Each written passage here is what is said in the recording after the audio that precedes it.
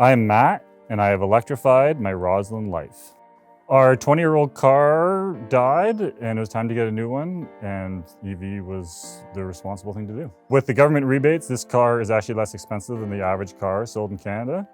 And then when you take in the low maintenance and the low fuel costs, it makes perfect sense economically.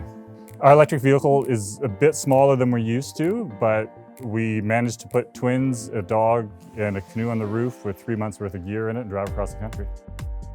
So our primary concern was two-wheel drive, but we found with a good set of winter tires, we've been able to use it for everything we need. We've been able to get around town, get to the ski hill, go tobogganing. It's been great. Let's go.